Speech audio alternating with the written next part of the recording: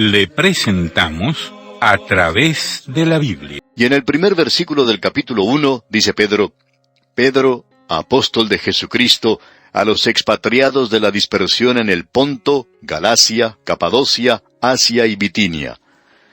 Si usted toma un mapa puede observar que estos lugares están en lo que hoy conocemos como Turquía o como Asia Menor. Él se dirige desde el oriente al occidente. Si él hubiera estado en Roma, hubiera sido algo incómodo o difícil dirigirse hacia aquel lugar y luego comenzar en el occidente y avanzar hacia sí mismo. Lo más común es comenzar siempre donde uno está y luego salir de allí. Si nosotros nos encontramos en la ciudad de Santiago de Chile, por ejemplo, y decimos que vamos a viajar hacia el oriente, entonces mencionaremos las ciudades por las cuales pasamos hasta llegar a nuestro destino. Mencionaríamos las ciudades por las cuales pasaríamos y no mencionaríamos esas ciudades de una manera al revés. Estamos seguros que usted no lo haría tampoco, así es que tenemos toda esta otra razón para creer que este hombre, Simón Pedro, se encuentra en la Babilonia real.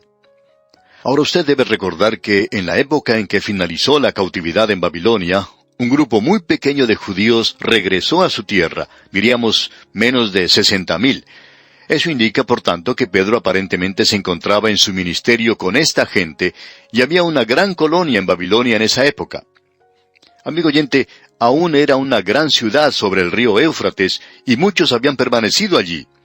Y cuando comenzó la persecución bajo el emperador Claudio del Imperio Romano, eso no solo causó que Priscila y Aquila se dirigieran a Corinto, sino que provocó que muchos en esa tierra fueran a Babilonia, y también había comenzado la persecución de los cristianos, así como la de los judíos. Así es que había una gran colonia en Babilonia en esa época.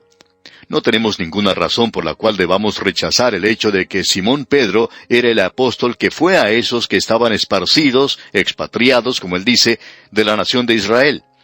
Y había algunos en Babilonia, y él fue en esa dirección, mientras que Pablo se dirigió hacia aquellos que habían tomado la dirección del occidente. Ahora hemos dedicado algo de tiempo a esto porque pensamos que es algo bastante importante. Simón Pedro trata estas grandes doctrinas que mencionamos, pero debemos decir que no las trata de una manera fría. Él ha sido llamado el apóstol de la esperanza. Pablo ha sido llamado el apóstol de la fe. Y Juan ha sido llamado el apóstol del amor. Se enfatiza mucho en esta epístola la esperanza, pero nosotros opinamos que la palabra que nos da el tema de la epístola es el sufrimiento. Hay quienes encuentran gracia aquí, y ellos opinan que él enfatiza la gracia de Dios. Debemos decir que él lo hace, pero el sufrimiento y otras palabras afines que se mencionan es algo que se destaca, y se mencionan unas 16 veces. Y también la palabra esperanza siempre está relacionada con esto. La esperanza del creyente en épocas o momentos de dificultades sería un título muy apropiado para la primera epístola. Hemos dividido esta epístola de la siguiente manera: el sufrimiento y la seguridad de los creyentes en los primeros 9 versículos del capítulo 1. Luego, en los versículos 10 al 25, encontramos el sufrimiento en las Escrituras. Después, en los capítulos 2 al 4, tenemos el sufrimiento en el sufrimiento de Cristo. Y luego, en el capítulo 5, el sufrimiento en la segunda venida de Cristo. Así es que, regresamos a este tema que hemos tenido antes, es decir, el sufrimiento de Cristo. Eso lo pudimos ver en la epístola de Santiago. También lo vimos en la epístola a los Hebreos. Por cierto que los profetas también lo han mencionado, y aquí lo tenemos como tema de esta epístola. Y será tratado de una manera un poco diferente. Este hombre habla de una experiencia muy abundante. El Dr. Layton, en su libro sobre esta primera epístola del apóstol Pedro, presenta algunas opiniones que se aplican a Simón Pedro. Quisiéramos mencionar esto porque creemos que tiene algo de valor. Es algo frío y sin vida, dice el Dr. Layton, el hablar de cosas espirituales en simplemente un informe. Pero cuando podemos hablar de ellas como que son nuestras, habiendo compartido un interés en ellas, y tener alguna experiencia de su dulzura, el trato de ellas tiene vida. Se enriquece con una creencia firme, con un afecto ardiente.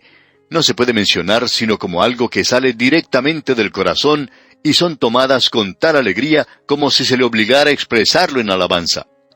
Hasta aquí lo que dice el Dr. Layton. Y vamos a encontrar que en el medio del sufrimiento, Simón Pedro enfatiza el gozo. Aquí queremos indicar algo que opinamos es de suma importancia en el presente. Tenemos muchos predicadores jóvenes, maravillosos, jóvenes expositores. Los apoyamos un 100%. Pero a veces al escuchar a algunos de ellos, somos de la misma opinión que la expresada por el Dr. G. Campbell Morgan. Él y su esposa en cierta ocasión fueron a escuchar a un joven predicador en el cual estaban interesados. Y la esposa del Dr. Morgan simplemente no podía ocultar su elogio de este joven.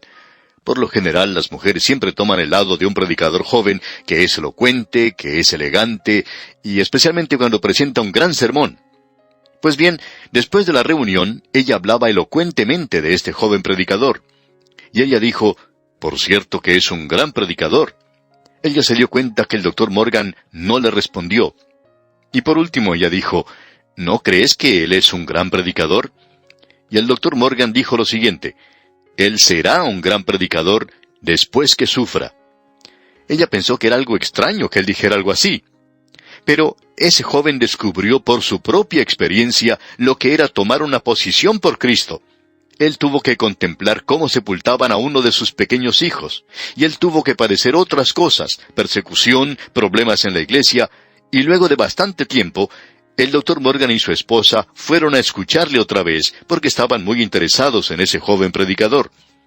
Cuando salieron de la reunión, la esposa del Dr. Morgan no quiso hablar mucho porque tenía temor que él volviera a hacer un comentario cáustico sobre lo que ella dijera. Así es que al salir, ella le preguntó por fin qué era lo que él pensaba. Y el Dr. Morgan respondió, él es un gran predicador. Usted puede darse cuenta, amigo oyente, que el sufrimiento fue lo que hizo la diferencia allí. Y Simón Pedro va a hablar de su experiencia.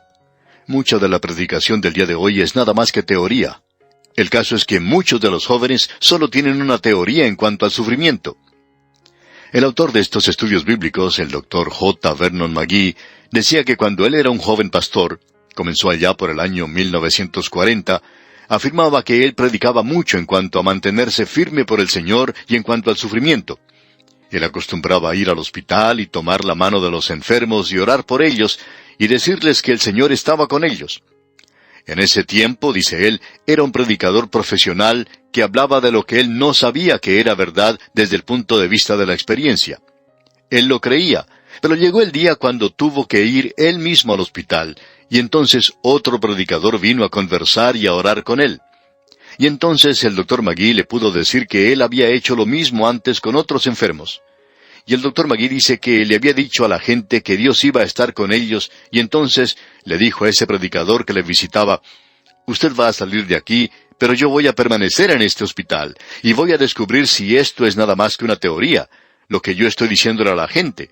Voy a descubrir si esto es cierto o no.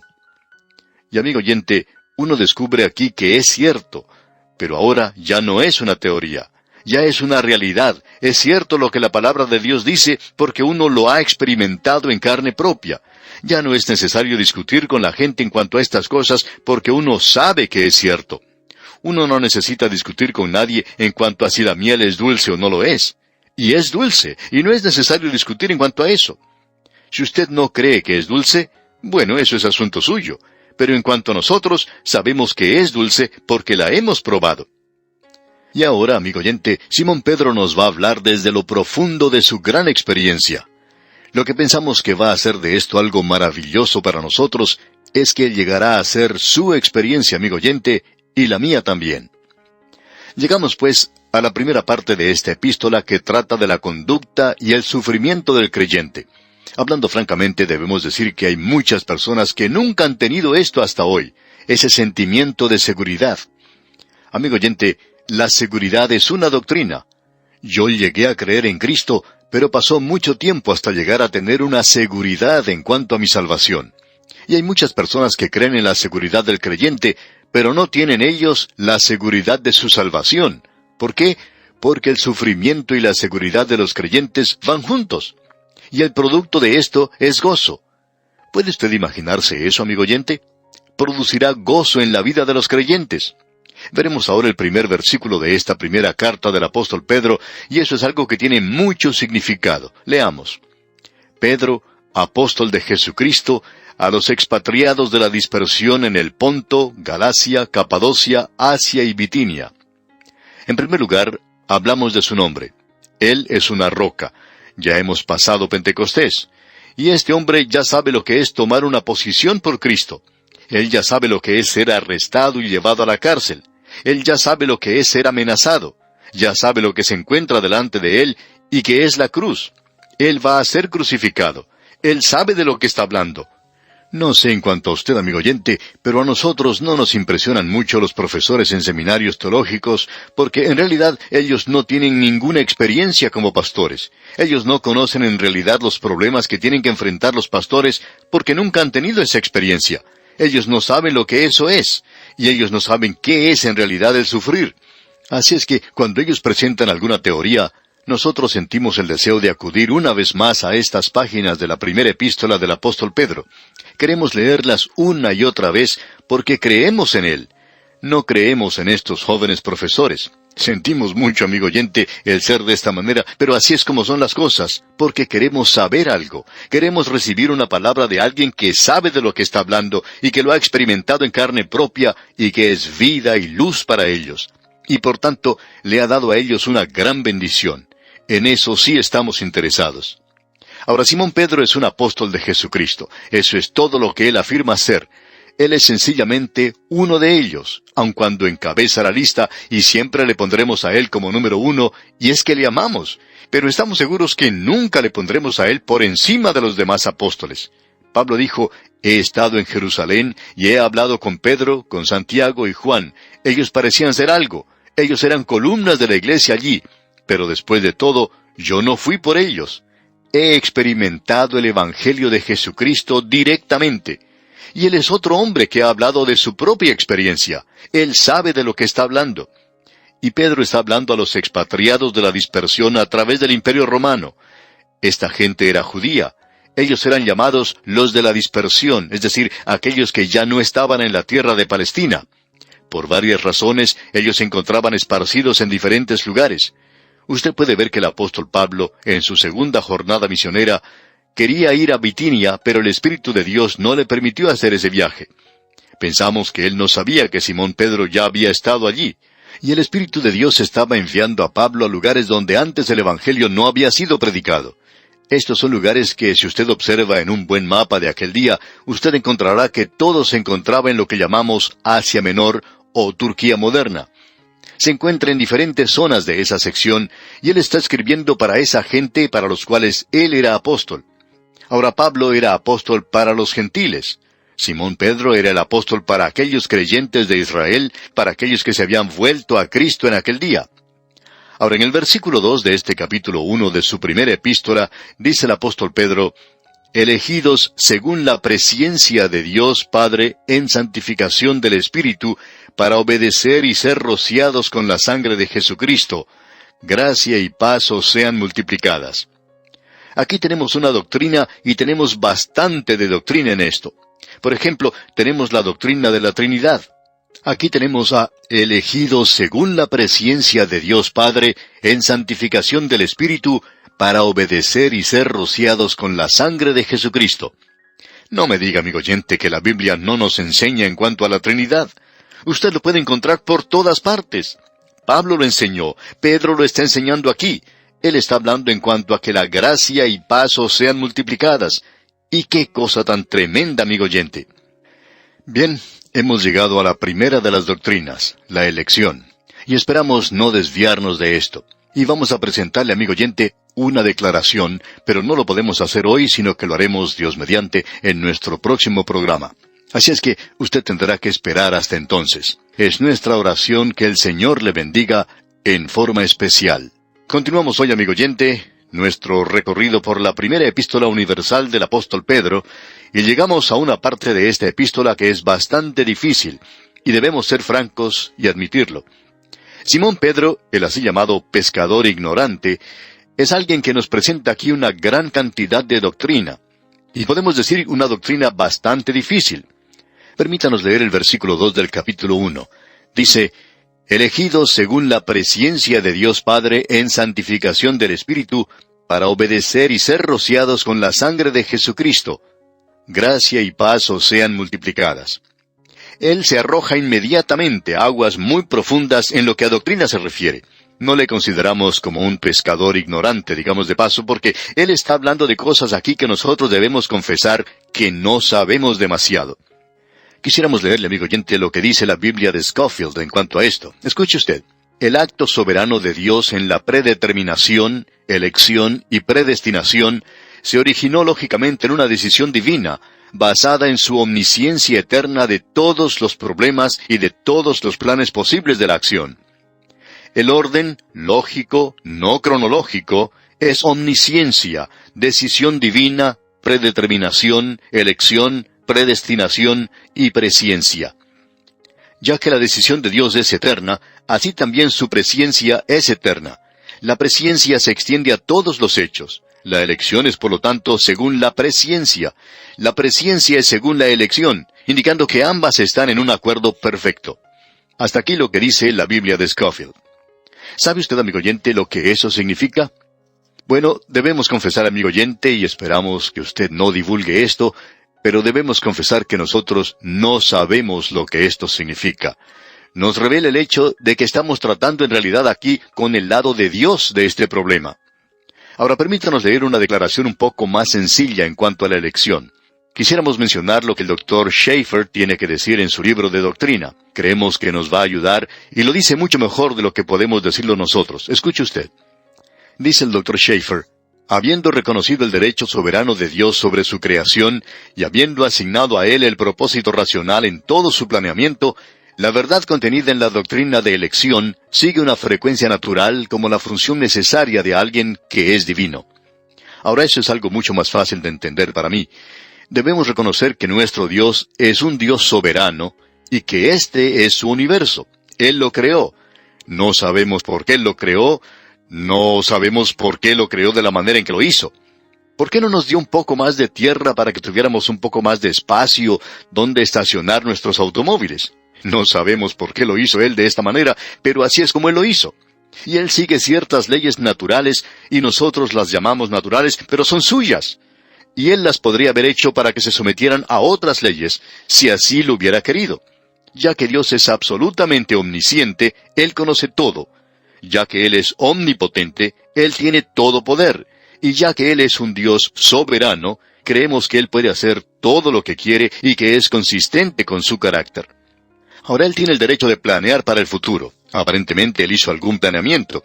Nosotros los llamamos los decretos que Dios tenía en mente al mismo principio, es decir, un plan que Él iba a seguir. Este es en todo su universo. Él lo hizo. Él nunca me preguntó a mí en cuanto a esto. En realidad, Él nunca me preguntó a mí si yo quería nacer o no. Él podía haberme dejado de lado. Él podía haberle dejado a usted de lado, amigo oyente, pero Él no lo hizo. Y gracias a Dios que no hizo eso. Me alegro que Él me llamó y que Él le está llamando a usted. Y luego hubo el decreto para permitir la caída. Creemos que hubo necesidad de mucho planeamiento de parte de Dios cuando Él creó a este agente moral libre llamado hombre, y Él llegaría a caer cuando Dios le dio a Él libertad para elegir, porque así es la humanidad. Un hombre fue creado perfecto, pero la humanidad decidió y eligió desobedecer a Dios. Bien, Dios ha hecho arreglos para esto. Hubo un decreto para elegir algunos para la salvación. Dios no lo consideró una pérdida total. Y la cruz de Cristo, amigo oyente, no es una ambulancia enviada a un accidente. Dios tuvo todo eso planeado, todo ya preparado, y luego Él hizo un decreto por medio del cual proveía un Salvador. Él envió un Salvador al mundo. Por cierto que hizo eso. Y Él hizo un decreto que Él iba a salvar a todos aquellos que fueran a Él, los elegidos. Usted puede llamarles lo que quiera llamarles, pero el hecho de que Él les ha elegido hace de ellos los electos. Ahora alguien quizá diga, bueno, Él no eligió a los otros. Amigo oyente, no encontramos eso en ninguna parte. Lo que sí podemos ver es lo que el Señor Jesucristo dijo: todo lo que el Padre me da, vendrá a mí, y el que a mí viene, no le echo fuera. Usted tiene que ir a Él, amigo oyente. Él presenta una invitación. Venid a mí, dice. Y esa es una invitación legítima. Él dice, todo aquel que quiera.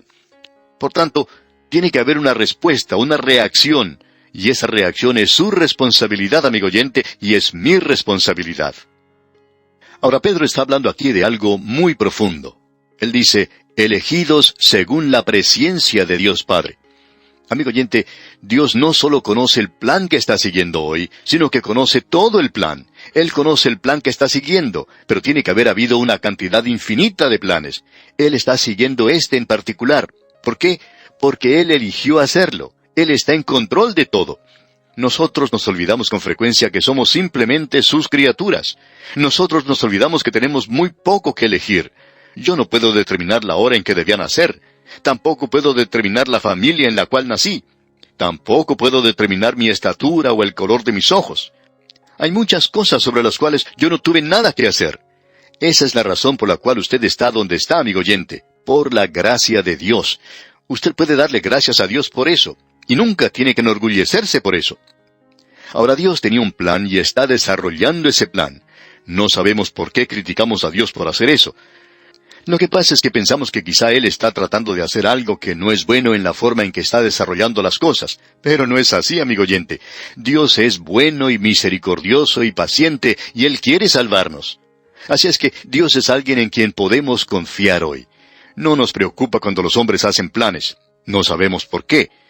Por ejemplo, si usted hace algún vuelo en avión, digamos de Europa a los Estados Unidos, cuando sube al avión y éste levanta vuelo, por lo general se escucha la voz del capitán que nos da información en cuanto a su plan de vuelo.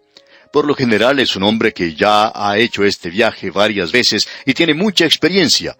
Es una persona que sabe de lo que está hablando. Y por lo general hay cosas que son interesantes. Él dice, por ejemplo, vamos a volar primero sobre Escocia.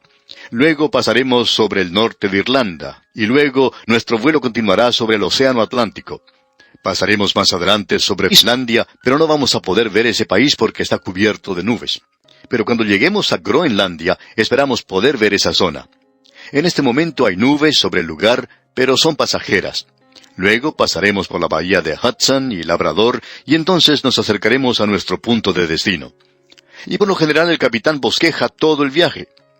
Ahora podemos comparar esto con la presciencia y la elección. El capitán del avión elige o decide dónde va a ir, cómo se va a dirigir a ese lugar, y luego puede ser un viaje muy agradable. Quizá al pasar por Groenlandia el tiempo no sea muy bueno, pero no va a resultar un viaje malo. Y por lo general, lo que él dice es lo que sucede en el viaje. Ahora puede que resulte de otra forma, ya que él es solamente un ser humano. Ahora usted se da cuenta, amigo oyente, que no hay ningún pasajero que se levante y vaya a protestar ante el capitán. No hay nadie que le diga, usted no tiene ningún derecho de planear nuestro viaje. Por lo general, todos están de acuerdo en que el plan es muy bueno. Nos alegra mucho, amigo oyente, saber que hay un Dios en este universo y que Él sabe lo que está haciendo. Él sabe a dónde va. Él sabe todo lo relacionado a Él mismo. Y Él está haciendo lo mejor. Es por eso que decimos aleluya por la elección que es según la presciencia de Dios Padre. Dios es capaz de hacerlo porque Él conoce todo. Ahora el piloto del avión recibe información en cuanto a las condiciones de tiempo y a él se le señala la ruta que debe seguir, pero todo eso podría cambiar durante el vuelo. En cambio, nuestro Dios conoce todo. Él conoce todas las condiciones. Él conoce todo aquello que se puede ver en el futuro y lo que no se puede ver. Así es que usted puede confiar en Él, amigo oyente. Elegidos según la presciencia de Dios Padre. Eso es lo que Dios el Padre ha hecho. Ahora Pedro continúa diciendo, en santificación del Espíritu. Ya hemos dicho anteriormente que cuando la santificación se identifica con Cristo, indica que Él es nuestra santificación y nosotros somos completos en Él.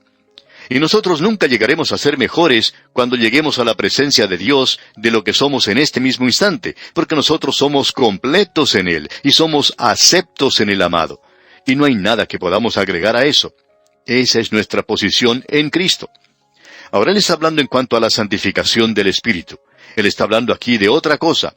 Él está hablando en cuanto al Espíritu en el mundo, quien no solo nos convierte y es responsable por nuestro nuevo nacimiento, sino que también comienza a obrar en muchas vidas y corazones para llevarnos a un lugar de madurez, donde lleguemos a ser creyentes completos y maduros. Desafortunadamente hay muchos creyentes que han sido creyentes por 50 años y que van a ir al cielo como bebés en Cristo. Y creemos que va a ser algo embarazoso el ir allá como un bebé. En realidad va a ser algo trágico. El propósito del Espíritu Santo es el de santificarnos aquí en esta tierra. Nos gustaría ver un poco más de énfasis en esto, en lugar de toda la palabrería que se escucha en el presente. Suponemos que por lo menos hay 25 organizaciones diferentes en ciertos ministerios que han llegado a ser expertos en decirnos cómo uno puede llegar a ser un creyente bien adecuado. Amigo oyente, esperamos que usted nunca llegue al lugar donde usted no sienta su insuficiencia y su dependencia de Cristo Jesús como su Salvador. Es en realidad cansador escuchar a esos creyentes adecuados. Y cuando uno ve a estos que piensan que son adecuados, decimos que no queremos ser adecuados como ellos. Ellos son completamente inadecuados. No nos estamos refiriendo directamente a nadie en particular. Estamos hablando en cuanto al hecho de que el Espíritu de Dios dice que la santificación es por el Espíritu Santo de Dios, y no por medio de algún método, sino que es solamente por la obra del Espíritu de Dios. Este predicador aquí tiene una naturaleza vieja, y es pecador, un pecador salvado por gracia. Ahora Pedro sigue diciendo, para obedecer y ser rociados con la sangre de Jesucristo. Y aquí tenemos toda la Trinidad, elegidos según la presciencia de Dios el Padre. Fue algo planeado. Vimos esto allá en la carta a los Efesios. La santificación del Espíritu Santo, y el Espíritu Santo nos protege, y es por medio de la sangre de Jesucristo. Ahora podemos probar esto. Alguien quizá pregunte, ¿cómo puedo saber yo que soy uno de los elegidos? Amigo oyente, usted puede saber si lo es o no lo es. ¿Le ha llevado a usted a la obediencia? ¿Es Cristo realmente su Señor? ¿Es dueño absoluto de todo su ser, quien controla todo su ser? Y si lo es, entonces usted le ama. Él dice, si me amas, guarda mis mandamientos. Eso es número 1, si usted le ama. Luego, obediencia. La obediencia significa que usted le obedece a Él. Usted no hace lo que quiere hacer y luego llama a eso la voluntad de Dios, sino que quiere decir que es obediencia. Ahora Pedro dice aquí, ser rociados con la sangre de Jesucristo. Amigo oyente, hay mucho silencio hoy en cuanto a la sangre de Jesucristo, aun en lugares que se consideran fundamentales. La sangre de Cristo, mientras corría por sus venas, no tenía ningún valor. Cuando Él estuvo en la cruz y esa sangre fue derramada, y creemos que su cuerpo quedó sin una gota de sangre, toda salió de Él y cayó allí al pie de la cruz, y eso nos suena como algo muy estético. Alguien contaba que una señora muy distinguida fue a ver al nuevo pastor de su iglesia en una ocasión, y le dijo que el pastor anterior hablaba demasiado en cuanto a la sangre de Cristo, y que ella esperaba que él no iba a hacer una cosa muy grande de la sangre de Cristo. El nuevo pastor la miró y sonriente le dijo, «Señora, puedo asegurarle que no voy a hacer algo demasiado grande de la sangre de Cristo». Ella ya estaba a punto de contestarle, «Bueno, eso está muy bien», cuando él continuó diciendo, «¿Sabe una cosa? La verdad es que uno nunca puede hacer algo lo suficientemente grande de la sangre de Cristo». Y amigo oyente, no creemos que uno deba tratar la sangre de Cristo de manera cruda y vulgar. A veces se la trata de esa manera, pero amigo oyente, cuando esa sangre fue derramada, Él entregó su vida. La vida de la carne está en la sangre, dice la Escritura. Es derramada esa sangre por usted y por mí, para que nosotros tengamos vida. Y el apóstol Pedro está hablando aquí a aquellos que crecieron en el judaísmo. Ellos conocían lo que el Antiguo Testamento decía. Él está escribiendo a aquellos de la dispersión, los judíos más prominentes que estaban entonces en el Asia Menor, en una zona o área específica. Él está usando aquí palabras que ellos comprendían muy bien. El sumo sacerdote en el día de la expiación tomaba la sangre y entraba al lugar santísimo y salpicaba esa sangre 7 veces sobre el propiciatorio. Ahora el Señor Jesucristo ha tomado su sangre al trono de Dios, al trono que nos mira y nos dice que somos pecadores culpables.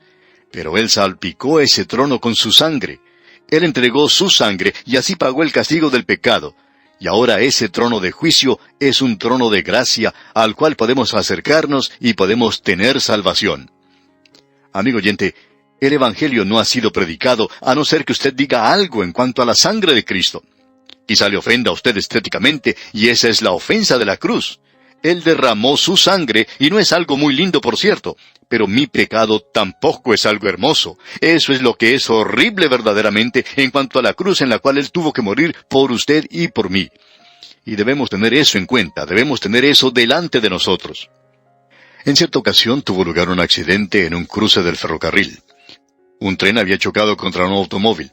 2 o 3 personas murieron en ese accidente. Hubo un juicio en el tribunal y el hombre que estaba a cargo de ese cruce del ferrocarril estaba siendo interrogado por un abogado. El abogado le preguntó, ¿dónde estaba usted en el momento del accidente? Y este hombre respondió, estaba en el cruce de la vía del tren. El abogado le preguntó, ¿tenía usted una linterna? Este hombre contestó que sí. ¿Movió usted esa linterna para alertar sobre el peligro? Y él dijo, por cierto que sí. Y luego el abogado dijo que no tenía más preguntas para él. Cuando este hombre salió del tribunal, alguien le escuchó susurrar para sí mismo, menos mal que no me preguntaron si había luz en la linterna, porque la luz se había apagado. Amigo oyente, hay muchas linternas hoy que se mueven de un lado para otro en nombre del fundamentalismo, del evangelismo y del conservatismo, pero esas linternas no tienen ninguna luz. Es la sangre de Cristo, como dice Pedro aquí, rociados con la sangre de Jesucristo. Ahora él llega a unas palabras claves. Dice, gracia y paz os sean multiplicadas. A causa de la obra de la Trinidad, Dios pensó en usted. Cristo murió, y el Espíritu viene a morar en usted para hacer de usted una mejor persona.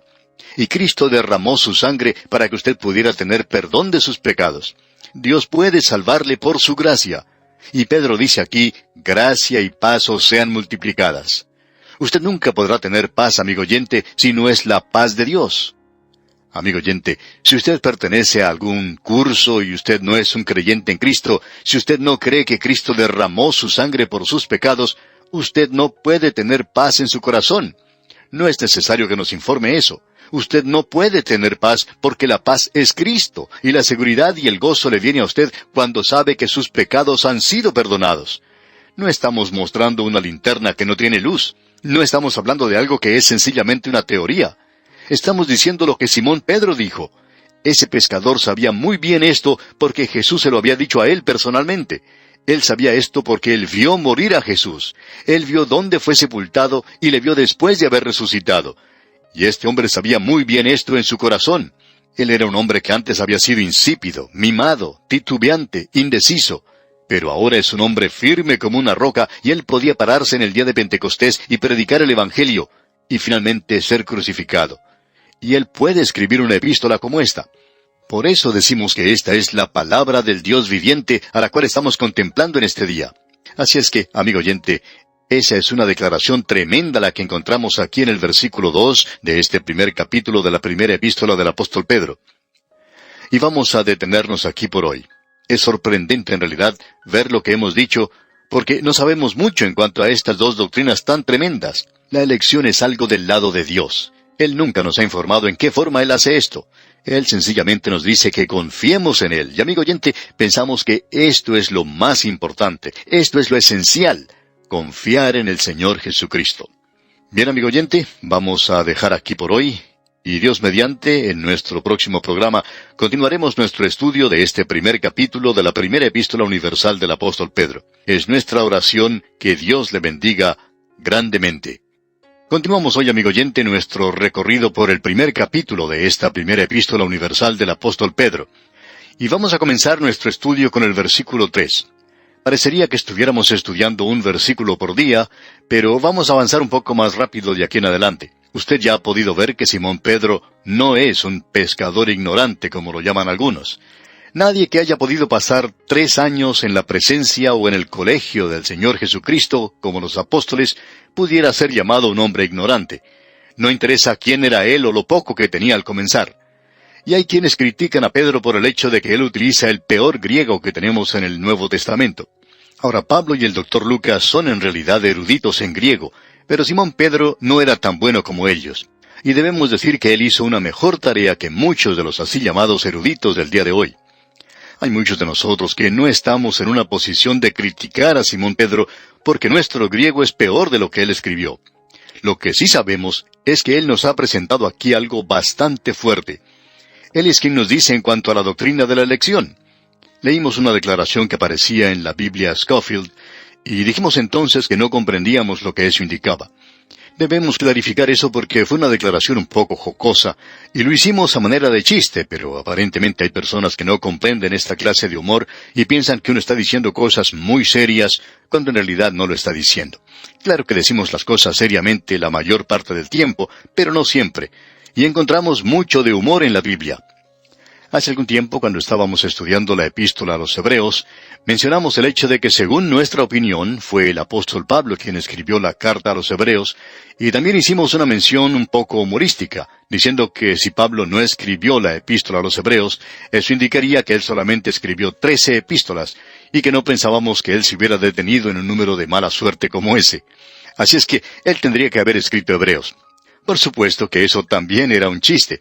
Y cuando nosotros decimos que no comprendemos, solamente queríamos indicar que la declaración es lo suficientemente clara, pero nos indica sencillamente una cosa, que esta gran doctrina de la elección, como la de la presciencia y la predeterminación y la predestinación, son palabras que están del lado de Dios, y que usted y yo simplemente no podemos dar una respuesta final a esto.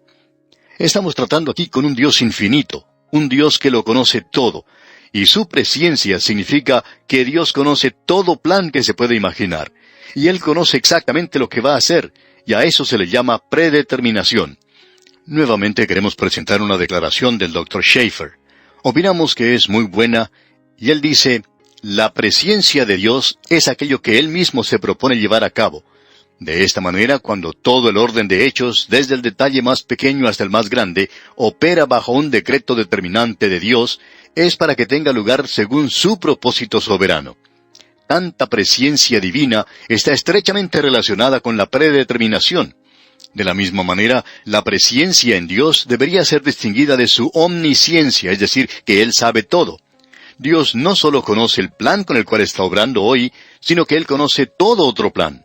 Él es un Dios infinito y tiene una cantidad infinita de planes, y Él está obrando con este. Ahora, si a usted no le gusta eso, bueno, creemos que debemos regresar a esto y decir que es una lástima. Y si yo fuera usted, yo pensaría sobre esto y llegaría a la conclusión de que usted y yo tenemos una mente finita. Tenemos en realidad un cerebro muy pequeño. Nos dicen que si pesa 225 gramos es bastante pesado. No creemos que un cerebro que pese 225 gramos pueda comprender al Dios infinito del universo. Él es omnisciente, Él conoce todo lo que es posible conocer. Él conoce todo lo que está sucediendo y todo lo que pudiera suceder. Y Él está trabajando con el mejor plan. Yo estoy dispuesto a confiar en Él y pienso que sencillamente seguiré en esa dirección. Ahora aquí en el versículo 3 de este capítulo 1 de la primera epístola del apóstol Pedro leemos, Bendito el Dios y Padre de nuestro Señor Jesucristo, que según su grande misericordia nos hizo renacer para una esperanza viva por la resurrección de Jesucristo de los muertos. Observamos aquí que Pedro echa una mirada hacia el pasado y dice, Bendito el Dios y Padre de nuestro Señor Jesucristo, que según su grande misericordia nos hizo renacer para una esperanza viva por la resurrección de Jesucristo de los muertos. Y tenemos aquí otra vez a la Trinidad. La palabra bendito que se utiliza aquí no es la misma palabra que se mencionó allá en el Sermón del Monte. Allí se utilizaba en el sentido de bienaventuranza. Bienaventurados los de limpio corazón. Ahora, esta es una palabra completamente diferente. Y aquí tenemos la misma palabra que significa panegírico. Indica el alabar. Nunca se utiliza en referencia al hombre en el Nuevo Testamento. Dios nunca alaba al hombre, pero el hombre debe alabar a Dios. Y Él es el Padre. Ahora, la práctica hoy en día entre nosotros es que el padre es el que alaba al hijo. Pero hay muy pocos hijos que alaban a sus padres. Nosotros debemos alabar a Dios el Padre, pero Él es el Padre de nuestro Señor Jesucristo. Y esto le coloca en una forma única, singular. El Señor Jesucristo le dijo a María, Subiré a mi Padre y a tu Padre. Él es el Padre del Señor Jesucristo. Esa es su posición en la Trinidad. Ellos son iguales. Pero usted y yo no le llamamos a Él Padre, con excepción de la base con la cual se menciona aquí. Nos hizo renacer para una esperanza viva, dice Pedro aquí en el versículo 3. Usted y yo, amigo oyente, en el día de hoy, tenemos una esperanza viva, una esperanza que descansa sobre el hecho de la resurrección del Señor Jesucristo de entre los muertos. Aquí tenemos referencia entonces a la otra persona de la deidad. Por tanto, amigo oyente, tenemos referencia a Dios el Padre, al Espíritu Santo y a Dios el Hijo. Es una esperanza viva y una esperanza viva que descansa, como vimos en el versículo 2, en la sangre de Jesucristo. Esta es la esperanza viva que usted y yo tenemos. Y aquí tenemos varias cosas que hemos notado. La esperanza que tenemos es viva. que descansa sobre la sangre de Jesucristo, es algo muy importante de conocer de nuestra parte. Un cuerpo sin sangre es un cuerpo muerto. Tiene que serlo. Si va a ser un cuerpo viviente, entonces tiene que tener sangre circulando a través de él. Y usted y yo, amigo oyente, tenemos hoy una esperanza viva porque la sangre de Jesucristo fue derramada por nosotros. Él murió para que usted y yo vivamos, porque Él pagó nuestro castigo. La esperanza viva por la resurrección de Cristo de entre los muertos. Este es un himno de alegría, un himno de alabanza a la Trinidad. Este es nuestro himnario porque hemos sido renacidos. Este es el nuevo nacimiento. Hemos nacido de nuevo, como veremos en el versículo 23, siendo renacidos no de simiente corruptible, sino de incorruptible, por la palabra de Dios que vive y permanece para siempre. Y esto descansa en la resurrección del Señor Jesucristo de entre los muertos. Usted puede apreciar, amigo oyente, que Pedro enfatizó la resurrección de Cristo en el día de Pentecostés. Ese fue su gran tema en ese día. Él dijo, lo que ustedes han visto aquí hoy es porque Jesús, a quien ustedes crucificaron, ha regresado de entre los muertos, ha vuelto a vivir y está sentado a la diestra de Dios. Y cuando él escribe sus epístolas, el fundamento de ellas es la resurrección de Jesucristo. Ahora el apóstol Pablo hizo lo mismo. El apóstol Pablo dijo que Él fue entregado por nuestras ofensas, que Él murió por nuestros pecados, pero Él fue resucitado para nuestra justificación, para que nosotros estuviésemos en Cristo, aceptados en el amado y poder presentarnos ante Dios. Él no solo sustrae el pecado de nosotros, Él nos da su justicia para poder presentarnos ante Dios. Esto es lo que Él ha hecho por nosotros en el pasado. Y ahora Él se dirige hacia el futuro aquí. Notemos lo que dice ahora en el versículo 4. Para una herencia incorruptible, incontaminada e inmarcesible, reservada en los cielos para vosotros. Aquí tenemos una herencia que es incorruptible, y eso quiere decir que usted no la puede destruir. No puede ser contaminada por los microbios o gérmenes. No hay nada que pueda destruirla. Es algo que no puede ser afectado para nada. En cierta ocasión, un hombre dejó en su herencia una casa muy hermosa. Era una mansión. En la misma noche en que este hombre murió, y el heredero debía recibir esa casa, esa mansión se quemó en un incendio. Y aquello que el heredero iba a obtener, no lo pudo recibir. La casa no tenía ningún seguro contra incendios. Pero nosotros, amigo oyente, tenemos una herencia que es incorruptible. Nada la puede afectar. Hoy nosotros tenemos algo que podemos esperar con ansia, y esto es algo realmente maravilloso. Usted recuerda a los israelitas que pasaron a través del desierto. Ellos habían sido liberados de la esclavitud en Egipto, se estaban dirigiendo a la tierra prometida, y ellos bendijeron a Dios y alabaron a Dios como el Creador del mundo, y como su Redentor de Egipto. Los creyentes hoy bendecimos a Dios como el Padre del Hijo encarnado, el Señor Jesucristo, aquel que resucitó al Señor Jesucristo de entre los muertos, y es el autor de esta nueva creación y de esa redención espiritual. Y Él también nos ha dado una esperanza viva. Eso quiere decir una esperanza que nunca morirá. Él nos ha hecho renacer, nos ha hecho hijos mediante la obra regeneradora del Espíritu Santo.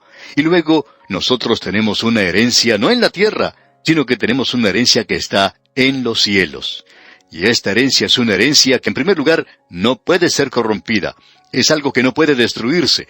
Ni la polilla, ni el orín, ni los gérmenes o microbios, ni cualquier otra cosa puede llegar a destruirla. Alguien expresó este pensamiento. Siempre será nueva, nunca se deteriorará, nunca vendrá la noche, siempre será de día. Cuánto alegra mi corazón con un gozo que no se puede contar al pensar en un lugar donde nada llega a envejecer. Nuestra atención hoy ha sido desviada de aquello que es en realidad el futuro, porque se da tanta atención a cómo debemos vivir la vida cristiana hoy y cómo ser un creyente adecuado, cómo ser suficiente, y por lo general es un truco que en realidad es obra de la carne. Vamos a decir algo en cuanto a esto dentro de algunos instantes, porque Pedro va a hablar en cuanto al presente también. Veamos ahora lo que dice el versículo 5 de este capítulo 1 de la primera epístola del apóstol Pedro. Que sois guardados por el poder de Dios mediante la fe, para alcanzar la salvación que está preparada para ser manifestada en el tiempo postrero. Cierto hombre indicó que cuando él muriera, se inscribiera en la lápida sobre su tumba solamente una palabra, guardado. Eso es todo lo que se escribió. Y aquí leemos, guardados por el poder de Dios mediante la fe, para alcanzar la salvación que está preparada para ser manifestada en el tiempo postrero. Eso mismo dijo el apóstol Pablo, estando persuadido de esto, que el que comenzó en vosotros la buena obra, la perfeccionará hasta el día de Jesucristo. Eso lo dijo cuando escribió su carta a los Filipenses en el capítulo 1, versículo 6. Amigo oyente, ¿cree usted que Él puede guardarle? Quisiéramos indicar algo aquí. En el día de hoy se da demasiado énfasis a lo siguiente, y hay algunos que preguntan, ¿es usted un creyente suficiente? Bueno, ¿quiere que le diga algo, amigo oyente? No lo soy. Nos preguntamos si estas personas que están dando todos estos mensajes han alcanzado algún nivel celestial que nosotros no hemos podido alcanzar. Ellos nos preguntan si somos suficientes, si estamos satisfechos. Pues no, amigo oyente. No que lo haya alcanzado ya, como dijo Pablo, ni que ya sea perfecto, sino que prosigo para ver si logro asir aquello para lo cual fui también asido por Cristo Jesús. Hermanos, yo mismo no pretendo haberlo ya alcanzado, pero una cosa hago, olvidando ciertamente lo que queda atrás y extendiéndome a lo que está delante, prosigo a la meta, al premio del supremo llamamiento de Dios en Cristo Jesús. Eso fue lo que dijo el apóstol Pablo allá en su epístola a los Filipenses, capítulo 3, versículos 12 al 14. No, amigo oyente, no estamos satisfechos. No hemos encontrado que la vida es suficiente. No hemos encontrado algún truco que dé ese resultado. Todas estas otras cosas son obras de la carne. Amigo oyente, permítanos hacer una declaración que quizás sea demasiado fuerte para algunos. Será tan fuerte que usted debería sentarse si está escuchando de pie. Amigo oyente, usted no puede vivir la vida cristiana. Así es, usted no puede vivir la vida cristiana. Ahora alguien quizá nos va a decir, usted no quiere decir eso, ¿verdad? Sí, amigo oyente, eso es exactamente lo que queremos decir. Y le desafiamos a usted a que nos muestre un versículo o cualquier escritura donde Dios haya pedido que usted viva la vida cristiana. Él no hace eso. Yo tengo una naturaleza vieja, y esa vieja naturaleza siempre va a estar conmigo. Debo admitir que a veces se muestra en mi vida. Tengo mal genio. A veces digo cosas que no debería haber dicho, especialmente en mi trato con mi esposa, a quien más adelante debo pedir perdón por lo que he dicho. Pero amigo oyente, esa vieja naturaleza que usted y yo y todos tenemos, es algo con lo cual no podemos hacer nada. Usted no puede mejorar su vieja naturaleza, así como tampoco puede mejorar el estiércol de los animales arrojándole varios litros de perfume. Es imposible mejorar la vieja naturaleza. Usted tiene esa vieja naturaleza, y la única forma que existe en que usted puede vivir esa vida cristiana es dependiendo del poder del Espíritu Santo y por el hecho de que usted está siendo guardado por el poder de Dios hasta el mismo día en que usted sea entregado a Él. Como vamos a ver, esto tiene que ver con una relación personal con Cristo Jesús. Ahora el versículo 6 de este primer capítulo de la primera epístola del apóstol Pedro dice, en lo cual vosotros os alegráis, aunque ahora por un poco de tiempo, si es necesario, tengáis que ser afligidos en diversas pruebas. Ahora nos estamos aproximando aquí a lo que llamamos la clave de esta epístola. Creemos que se encuentra aquí en este versículo 6 que acabamos de leer en el capítulo 1. Esta es la clave de la epístola del apóstol Pedro, o de esta primera epístola del apóstol Pedro. Ahora lo que encontramos aquí es sencillamente esto, que el sufrimiento y la seguridad del creyente producen gozo. Eso es a causa de la obra del Trino Dios, de Dios el Padre, según su misericordia, y Él ha sido tan misericordioso, Él nos ha regenerado, Él nos ha dado una nueva naturaleza y una esperanza viva por la resurrección de Jesucristo de entre los muertos. Hemos sido regenerados por el Espíritu de Dios. Dios tiene en el futuro, y esto es lo que Pedro va a enfatizar, una maravillosa herencia para usted y para mí que recibiremos algún día. Amigo oyente, deberíamos pasar más tiempo considerando esto y dejar esto de mirar hacia nuestro interior tratando de mejorar esa antigua naturaleza que usted y yo tenemos. No vamos a poder hacer mucho con esto. Ahora nos encontramos aquí abajo donde Dios tiene la forma de mejorar y es a través de diversas pruebas. Ya tuvimos esto anteriormente. Parecería un disco rayado. Allá en la epístola a los Hebreos, Dios nos prueba por medio de dificultades y problemas. El Señor Jesucristo dijo que nosotros íbamos a tener problemas en este mundo. El apóstol Santiago dice eso, y ahora llega Pedro y también lo dice. Pablo, por su parte, también lo había dicho. Y amigo oyente, aquí tenemos algo que uno no encuentra presentado en esos cursos que se dan en una semana hoy. La forma en que Dios lo va a probar a usted, y me va a probar a mí, amigo oyente, es por medio del sufrimiento. Ahora eso no es algo muy popular.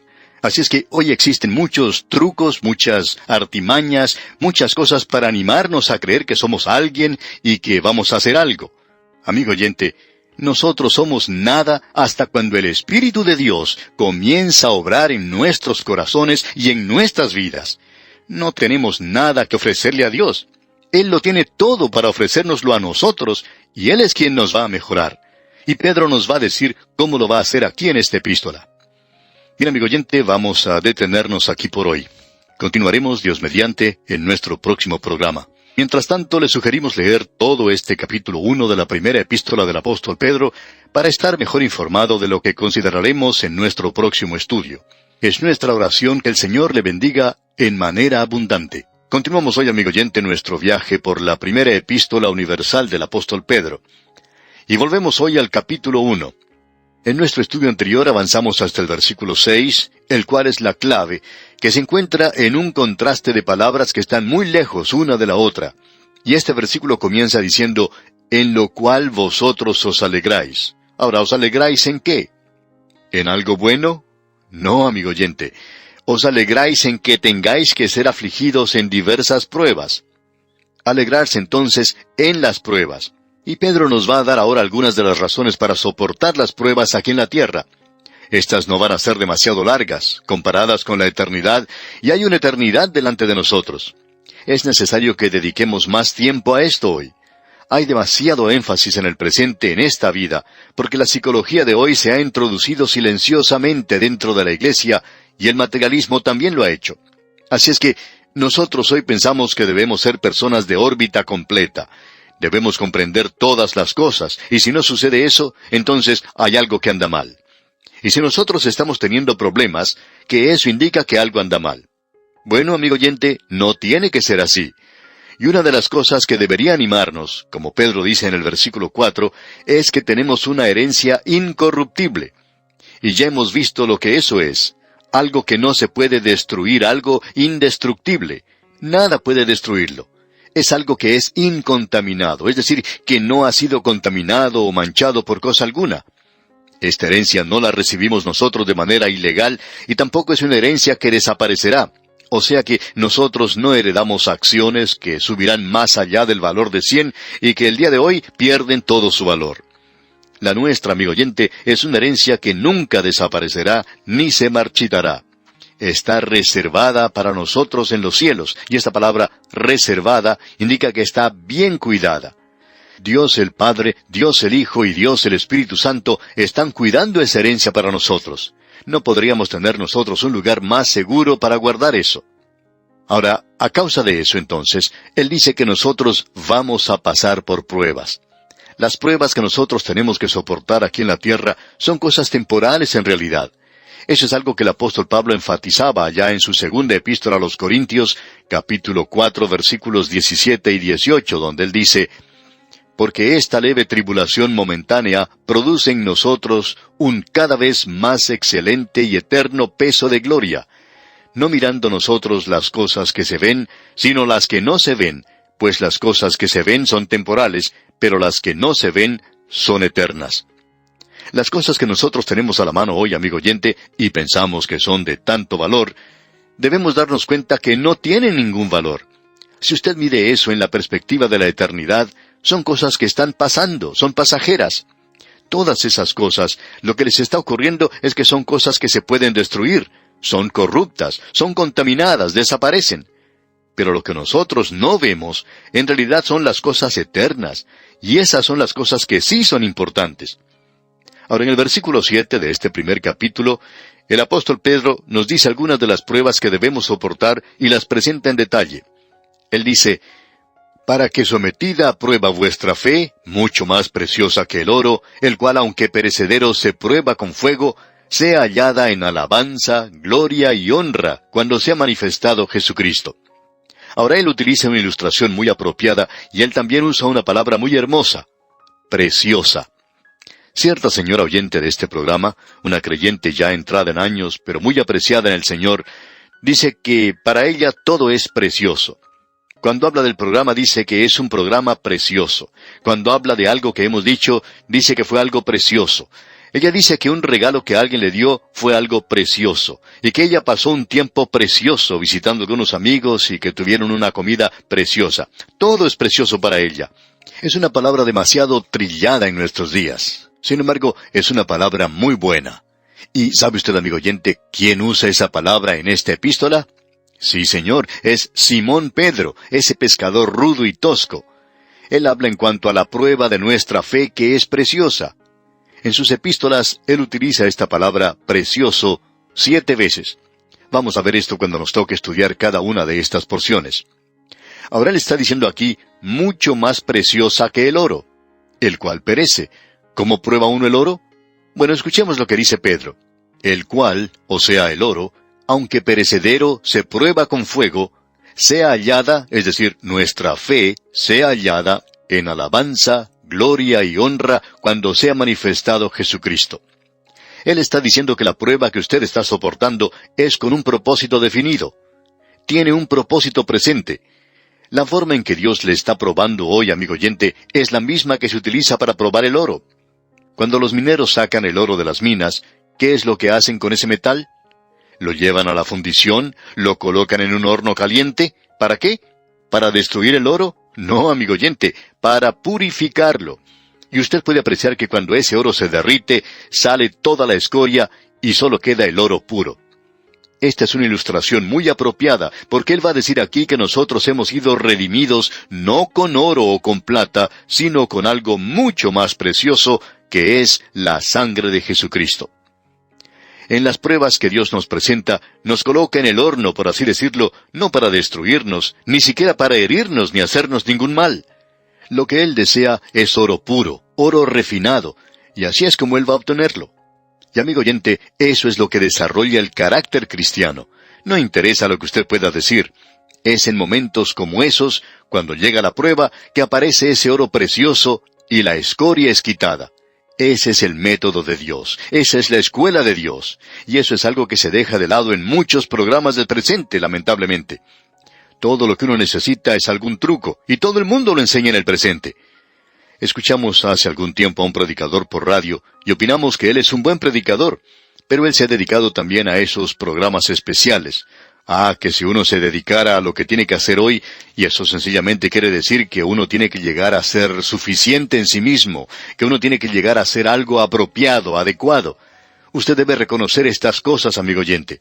Y en realidad, lo que usted debe reconocer es que usted es nada, que usted no es adecuado, que es inapropiado, que no es suficiente, y que nunca llegará a ser así. Lo único que uno puede hacer es ir al Señor Jesucristo como pecador y Él le salvará. Y entonces, amigo oyente, Él quiere vivir su vida a través de usted. Y la única forma en que puede hacer eso es por medio de las pruebas que nos da. Hay muchos atajos hoy. Y el único lugar que se puede llegar por medio de los atajos es a un callejón sin salida. La única cosa que nos llevará a la madurez y crecimiento es el hecho de que tendremos pruebas. Y luego él dice, cuando sea manifestado Jesucristo. Cuando Él sea manifestado, amigo oyente, usted le agradecerá a Dios por sus pruebas. Pensamos que habrá muchos de nosotros que desearemos haber tenido más pruebas cuando lleguemos a su presencia. Creemos que entonces podemos apreciar el valor de esto. Piense tan solo en las pruebas que tuvieron que padecer el apóstol Pablo y Simón Pedro. Él iba a ser crucificado, fue crucificado, pero cuando él escribió esto, la crucifixión estaba delante de él. Él dice que las pruebas van a producir ese oro y aparecerá en su presencia. Y aquí en el versículo 8 de este capítulo 1 de la primera epístola del apóstol Pedro leemos, a quien amáis sin haberle visto, en quien creyendo, aunque ahora no lo veáis, os alegráis con gozo inefable y glorioso. Este versículo debiera significar mucho para nosotros. Simón Pedro había visto al Señor Jesucristo personalmente. Él había estado con Él por 3 años y fracasó de manera miserable durante ese período.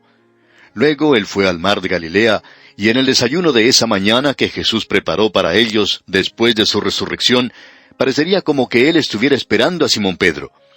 Y tal vez el Señor le dijo, Simón Pedro, yo no puedo confiar en ti. ¿Por qué me traicionaste? Voy a tener que dejarte de lado. Me has fallado. Amigo oyente, pero Él no dijo eso. Él dijo, Simón Pedro, ¿me amas? Este hombre que acostumbraba a jactarse no estaba haciendo eso ahora. Finalmente él clamó, Señor, tú sabes que te amo, tú sabes que yo he fracasado también, pero tú sabes que te amo.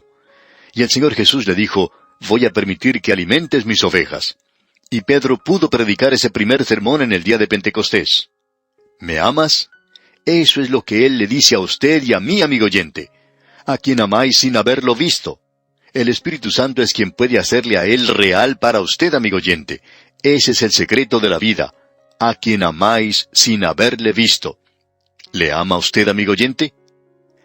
El autor de estos estudios bíblicos, el Dr. J. Vernon McGee, contaba la siguiente historia. Decía él, yo conocí a mi esposa cuando ella era una maestra estudiante. Ella era hermosa y popular. La conocí en un banquete que había presentado la iglesia con la cual trabajaba. Y hablando francamente, yo no quería ir esa noche. Y después descubrí que ella tampoco quería ir.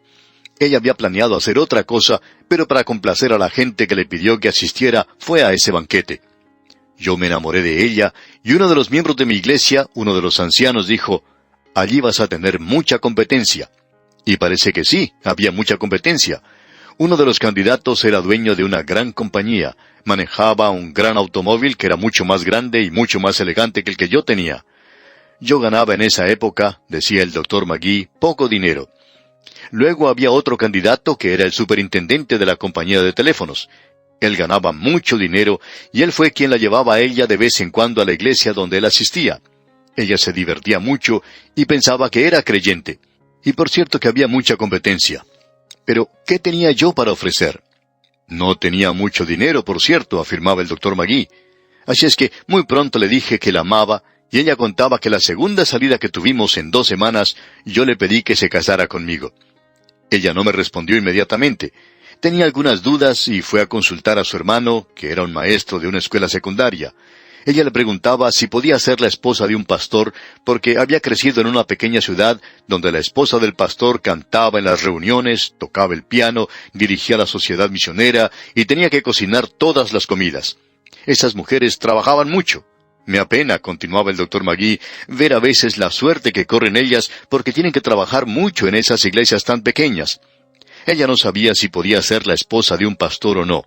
Yo no sabía lo que pasaba entonces, hasta sufría bastante, porque yo tenía que predicar los domingos por la noche, y ella se encontraba en la otra iglesia con ese otro señor. Ahora yo tenía que actuar rápidamente, así es que tuve que ofrecerle algo. Hablé con ella en cuanto al amor del Señor Jesucristo para con nosotros, cómo murió en la cruz porque nos amaba. Él quería que nosotros le amáramos también. Y decía el Dr. McGee, esa fue la primera vez que ella escuchó algo así. Luego fue a la clase bíblica que yo tenía en la ciudad y a la cual asistían personas de todas las iglesias. Asistían unas 300 personas. Esta ciudad comenzó a observar a este predicador que había llegado y pensaban que había sido abandonado por su novia en otra ciudad, algo que por supuesto no era cierto. La gente quería saber o quería ver cómo iba a salir yo en este asunto con esta joven y con los otros candidatos. Yo le dije a ella en cuanto al Señor Jesucristo, le di el libro de Ruth. Ese era también el nombre de ella. Y le dije cómo ese hombre se había enamorado de Ruth y cómo Cristo hoy ama y nos salva. Él murió por nosotros en la cruz porque nos amaba tanto. Y el Dr. McGee concluyó su relato diciendo, ella no solo se convirtió al Señor, sino que llegó a ser mi esposa. Eso era todo lo que tenía que ofrecer. Y amigo oyente, esto hace de este versículo algo maravilloso. A quien amáis sin haberle visto. ¿Le ama usted a él, amigo oyente? Si usted no le ama, ningún cursillo en este mundo puede ayudarle. Y en este versículo 8 que leemos otra vez dice, a quien amáis sin haberle visto, en quien creyendo, aunque ahora no lo veáis, os alegráis con gozo inefable y glorioso. ¿Hace eso que su corazón palpite más rápido, amigo oyente? ¿Le ama a usted en realidad? ¿O es su religión una religión muerta, donde nadie o nada tiene significado? Tanto Pablo como el apóstol Pedro le amaban, y todos aquellos que le habían servido le amaban. Y esperamos, amigo oyente, que usted le ame a él hoy. Eso puede resolver algunos de sus problemas. Eso le puede ayudar con su esposa, digamos de paso. Un día, decía el Dr. McGee, le envié una docena de rosas a quien después fue mi esposa. Ella era muy ocupada, pero la llamé para salir juntos y así poder librarme de una vez por todas de la competencia. Y luego le dije que la amaba, que quería casarme con ella. y le dije en cuanto al amor de Cristo por nosotros. Y amigo oyente, el amor de Cristo nos une a nosotros. Hace que los creyentes se sientan más unidos. Ayuda en su propio hogar. Le ayudará en la iglesia, en todos los lugares, si usted le ama a Él. Eso es importante. Él traerá gozo a su corazón. Amigo oyente, ¿es usted un creyente que se está regocijando hoy? Piense en esto, amigo oyente. Tenemos una herencia que recibiremos algún día allá arriba. Y yo soy un hijo del Rey, y es maravilloso ser hijo del Rey. Ahora el versículo 9 de este capítulo 1 de la primera epístola del apóstol Pedro dice, obteniendo el fin de vuestra fe, que es la salvación de vuestras almas. Ya hemos visto esto anteriormente, y aquí entramos en una nueva parte donde se habla del sufrimiento en las Escrituras. La salvación era el tema de la profecía. Los profetas y los apóstoles presentaban su testimonio. Y Pedro aquí dice, obteniendo el fin de vuestra fe, que es la salvación de vuestras almas. Y lo escribe a los de la dispersión. La salvación había sido predicha por los profetas antiguos. Y en el versículo 10 dice Pedro, los profetas que profetizaron de la gracia destinada a vosotros, inquirieron y diligentemente indagaron acerca de esta salvación. La salvación que los profetas habían buscado diligentemente, ellos habían profetizado de la gracia que estaba destinada para ellos. Todos los profetas profetizaron en cuanto a eso.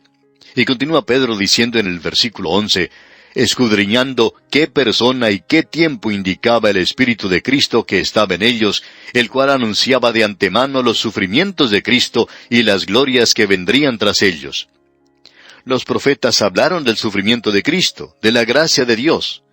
Se puede ver allá en Isaías capítulo 53, también en el Salmo 22 y en otros lugares. Y la gloria la podemos ver en el capítulo 11 de Isaías y en el Salmo 45. Los profetas hablaron del sufrimiento y de la soberanía de la gloria que vendría, que Él viene como Rey a la tierra para establecer su reino. Los profetas vieron esas dos cosas, pero no podían distinguir entre las dos. ¿Por qué? Eso es lo que dice aquí. Ellos se preguntaban en cuanto a esto. Isaías escribió de cosas que no comprendía en realidad. Cuando él escribió en cuanto al Rey, y Daniel estaba también preocupado por esto. ¿Cómo puede haber todos estos reyes gentiles cuando Dios ha dicho que viene uno del linaje de David a reinar? ¿Cómo puede uno tener la gracia de Dios y la gloria de Dios? Y eso preocupaba a todos ellos. Usted y yo, amigo oyente, estamos ocupando una posición única, una posición singular. Y vamos a ver cómo fueron reconciliados. Pero por hoy vamos a detenernos aquí. Dios mediante consideraremos este asunto en nuestro próximo programa. Mientras tanto, le aconsejamos que usted lea detenidamente el resto de este capítulo 1 de esta primera epístola universal del apóstol Pedro y se familiarice con su contenido. Que la bendición del Altísimo repose sobre usted es nuestra ferviente oración. Entramos hoy, amigo oyente, a una porción en esta primera epístola del apóstol Pedro, que comienza en el versículo 10 del capítulo 1 y continúa hasta el final de este capítulo en el versículo 25. El sufrimiento en las Escrituras. Lo que la palabra de Dios significa para la gente y lo que puede hacer en un momento de prueba.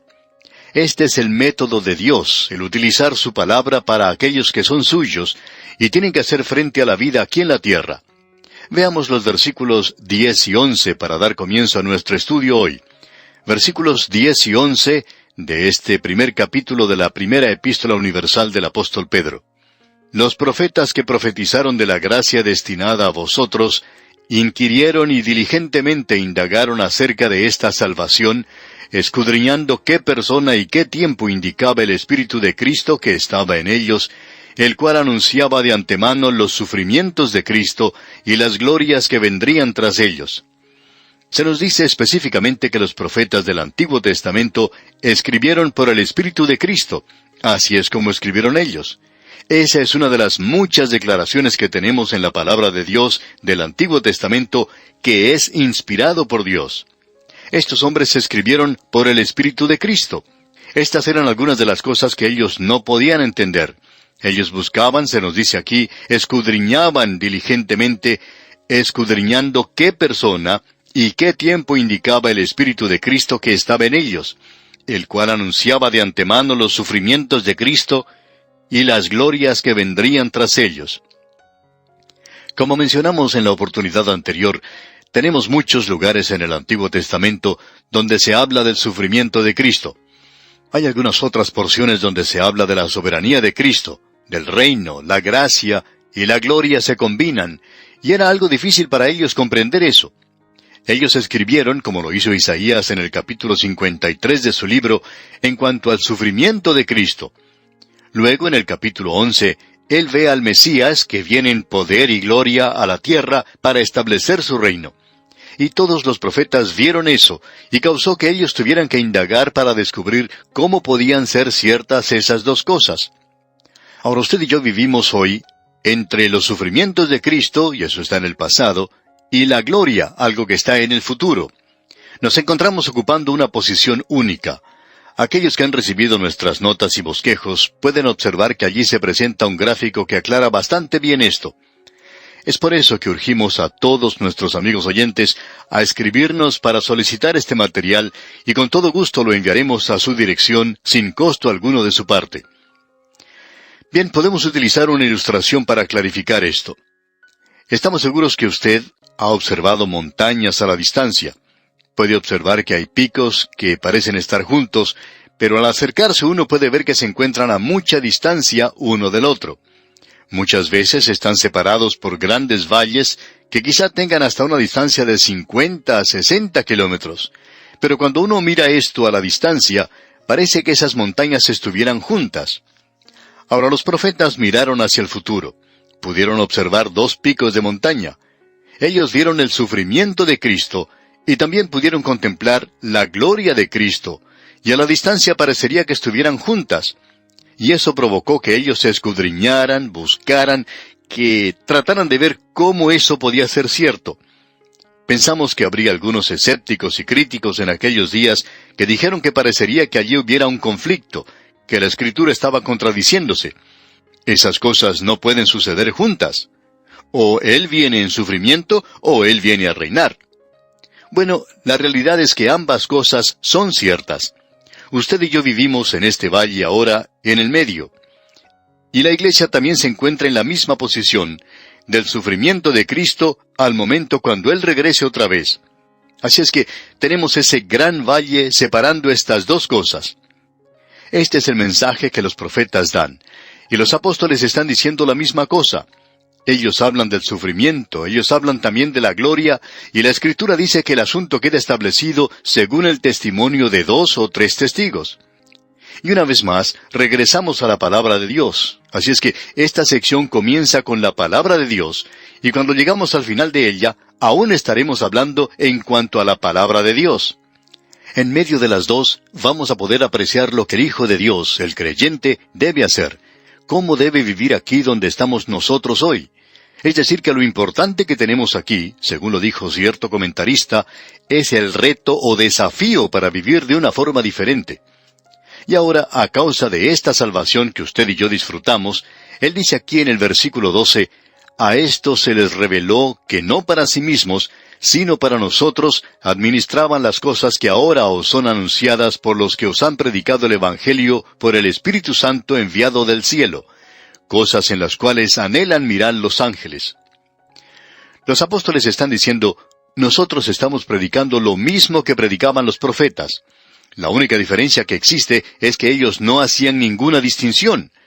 Los apóstoles se encontraban en una posición única, singular. Ellos sí podían hacer esa distinción. Y usted y yo, amigo oyente, vivimos aún más cerca, en lo que a tiempo se refiere, y podemos apreciar un espacio mucho más grande entre las dos montañas, entre estas experiencias en el episodio de la vida del Señor Jesucristo. Ahora aquí se nos dice que esto es algo que los ángeles anhelaban mirar.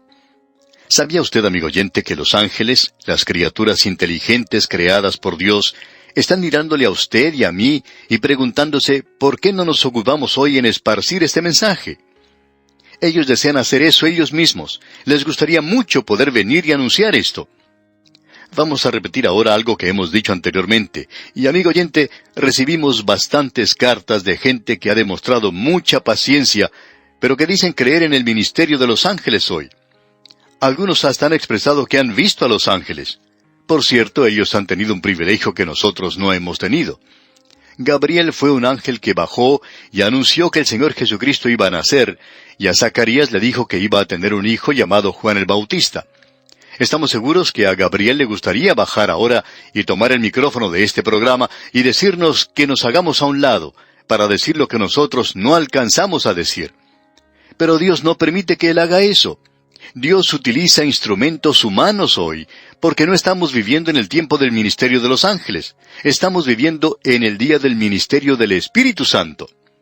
Amigo oyente, si en usted mora el Espíritu de Dios, como debe ser, si usted es un hijo de Dios, según se nos dice, si alguno no tiene el Espíritu de Dios, él no es suyo. Así es que, si usted pertenece a Cristo, usted tiene el Espíritu de Dios. Ahora, ¿cree usted que un ángel podría hacer algo por usted que el Espíritu de Dios no pudiera hacer? No, amigo oyente. Estamos viviendo en el día del ministerio del Espíritu Santo. En el tiempo de gracia, cuando el Espíritu de Dios mora en los creyentes y toma las cosas de Cristo y nos las muestra. Ahora, ¿qué es lo que debemos hacer nosotros a causa de eso? La palabra de Dios está aquí para consolarnos y ayudarnos porque nos revela a Jesucristo. Él dijo que el Espíritu tomaría las cosas de Cristo y nos las revelaría a nosotros. ¿Qué es entonces lo que vamos a hacer nosotros hoy? Bueno, leamos el versículo 13 de este capítulo 1 de la primera epístola universal del apóstol Pedro. Por tanto, ceñid los lomos de vuestro entendimiento, sed sobrios, y esperad por completo en la gracia que se os traerá cuando Jesucristo sea manifestado. Escuche bien, amigo oyente. Ceñid los lomos de vuestro entendimiento. Esta es una expresión que se podía comprender muy bien en aquel día, y quisiéramos traerla al presente y decir esto de manera que todos lo comprendamos. Creemos que lo que quiere decir es que debemos dedicarnos a nuestra tarea. Más aún, creemos que indica que debemos excitarnos, entusiasmarnos en cuanto a lo que tenemos que hacer. Debemos emocionarnos en cuanto a lo que dice la palabra de Dios. Hay muchas personas que se excitan por medio de las drogas, o cuando hablan en cuanto al sexo, o cosas por el estilo.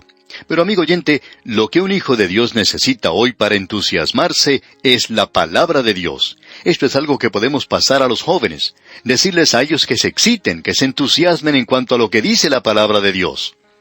Luego dice Pedro, sed sobrios. Esto nos indica que uno no va a necesitar drogas, que uno no va a necesitar el alcohol, que uno debe ser sobrio y permitir que sea la palabra de Dios la que nos excite, la que nos entusiasme. Y luego dice, y esperad por completo. Esta es una gran epístola de esperanza. Ya hemos visto que debemos estar dispuestos a soportar las pruebas porque tenemos una esperanza viva que descansa en la resurrección del Señor Jesucristo de entre los muertos. Y Pedro dice aquí, esperad por completo en la gracia que se os traerá cuando Jesucristo sea manifestado. En el momento en que el Señor Jesucristo venga a tomar su iglesia y sacarla de este mundo, es un momento de juicio. Se llama el tribunal de Cristo, el día de juicio. Y Él verá si usted recibirá o no recibirá una recompensa. Cada creyente será sacado gracias a la gracia de Dios. Él traerá mucha gracia con Él, ya que entonces Él va a juzgar, y nosotros vamos a necesitar gracia en ese momento. Las Escrituras también nos van a llevar a la obediencia. ¿Por qué? Porque usted y yo, amigo oyente, vamos a ser juzgados algún día. Esto debe servirnos de incentivo para soportar las pruebas de este mundo, porque Él nos va a juzgar. La forma en que vivimos aquí en la tierra es algo muy importante. Es un reto para nosotros, es un desafío para que vivamos de una manera diferente debido a la salvación a la cual somos llamados. Los creyentes en Cristo hoy somos llamados a vivir una vida transformada. Es una vida que solo la palabra de Dios puede producir en nosotros, y esa es una de las razones por la cual Él nos permite que pasemos por las pruebas y las tribulaciones aquí en la tierra. Él quiere formarnos, y nosotros tenemos que ser sometidos a estas pruebas. Ahora, en el versículo 14 de este capítulo 1, dice el apóstol Pedro, como hijos obedientes, no os conforméis a los deseos que antes teníais estando en vuestra ignorancia. Es necesario que reconozcamos aquí que las Escrituras también nos llevan a la obediencia. Eso es lo que dijo el apóstol Santiago. No seáis solamente oidores de la palabra, sino hacedores. Por tanto, la palabra de Dios hoy nos da esperanza y nos lleva a la obediencia, y nosotros no debemos conformar nuestras vidas según el mundo. Esta expresión aquí nos indica aquello que es temporal, aquello que es pasajero, aquello que no dura mucho tiempo, aquello que es superficial, y que nosotros vivimos una vida que revela que estamos siendo transformados desde adentro. Dios no quiere, amigo oyente, que vivamos una vida artificial, que pongamos una sonrisa falsa o una careta en nuestro rostro, como cualquier vendedor que está deseando que se acabe pronto el día para poder irse a casa, pero que de todos modos tiene que sonreír al cliente para poder venderle algo. Dios no quiere que sus hijos vivan vidas artificiales. El Hijo de Dios tiene que vivir como hijos obedientes. Y dice aquí, no os conforméis a los deseos que antes teníais estando en vuestra ignorancia. Y la palabra de Dios debe ser obedecida y no debemos sucumbir a cosas como estas. Permítanos compartir algo ahora que escribió Alicia Mortensen. Ella dijo, necesitaba la quietud, así es que Él me apartó a las sombras, donde pudiéramos establecer una verdadera confianza, lejos de la agitación y del bullicio, ya que cuando me encontraba fuerte y activa, iba de un lugar a otro en las ocupaciones diarias. Necesitaba la quietud, aunque al comienzo me rebelé, pero gentil y suavemente, mi cruz Él soportó, y en un dulce susurro compartió cosas espirituales, aunque débil en cuerpo, mi espíritu voló. Alcancé alturas que nunca soñaba alcanzar, cuando activa y alegre Él me amó tan grandemente que me hizo apartar. Yo necesitaba la quietud. La cama no fue una prisión, sino un valle hermoso de bendiciones, un lugar para enriquecerme, para ocultarme en Jesucristo. Necesitaba la quietud. Así es que Él me apartó. ¿Por qué, amigo oyente? Para poder dedicar más tiempo a la palabra de Dios. ¿Y cuán importante es esto? Ahora notemos lo que dice aquí el versículo 15 de este capítulo 1 de la primera epístola del apóstol Pedro. Sino, como aquel que os llamó es santo, sed también vosotros santos en toda vuestra manera de vivir. Aquí tenemos algo que no se ha entendido muy bien. La santidad hoy para la persona común significa asumir una actitud muy piadosa. Significa el ir de un lado para otro de una manera muy digna, que llega a ser casi anormal en la vida que uno vive. Es algo artificial. El Señor quiere que usted tenga una personalidad completamente integrada. Quiere que usted disfrute de la vida. Él quiere que usted se divierta. Hay demasiados creyentes hoy que no se divierten para nada. No estamos hablando de la diversión que el mundo ofrece, sino que hablamos de una vida santa, una vida completa, de una personalidad íntegra, uno que está viviendo una vida normal, que tiene una vida sana y robusta, y la santidad es esto. La santidad es para la vida espiritual lo que la buena salud es para la vida física. ¿Le gusta a usted ver una persona sana y robusta? Pues bien, la santidad significa una persona sana y robusta espiritualmente. Necesitamos mucha gente así hoy, amigo oyente. De eso es de lo que estamos hablando aquí. Ahora el versículo 16 nos dice, porque escrito está, sed santos, porque yo soy santo. ¿Es nuestra santidad como la santidad de Dios? ¿Es eso un atributo? No. Nuestro Dios es absolutamente perfecto, y nosotros nunca podemos alcanzar ese nivel aquí en la tierra. A veces encontramos a personas que creen que han llegado a ese nivel, pero uno nunca puede encontrar a otra persona que esté de acuerdo con ellos, que ellos han alcanzado ese nivel tan elevado. Ahora, ¿qué quiere decir que debemos ser santos como Él es santo? Bueno, Dios es una personalidad completa, maravillosa. Ahora usted y yo somos sencillamente seres humanos, pero podemos crecer completamente y alcanzar madurez. Como hemos dicho en ocasiones anteriores, está muy bien el ser un bebé, en una cunita y lucir muy hermoso. Pero si pasan 17 o 18 años y ese bebé todavía está en la cuna, entonces hay algo que anda mal. Esa persona tiene que ser un joven de 17 años, sano, corriendo de un lado para otro. Y espiritualmente, amigo oyente, usted tiene que crecer de la misma manera. Ahora, ¿qué es lo que puede producir eso?